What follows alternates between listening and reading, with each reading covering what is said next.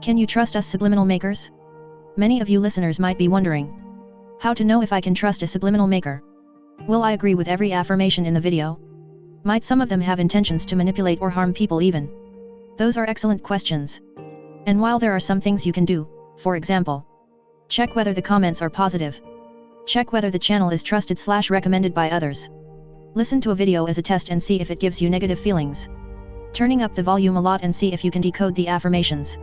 However, while these things can be helpful, there is no real way to be certain about the things you are letting enter your mind by listening to subliminals.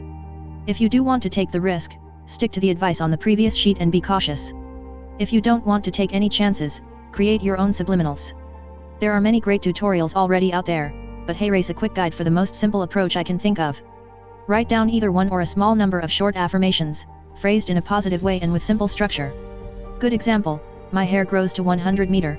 Bad example, the length of my hair from now on until forever is not short anymore.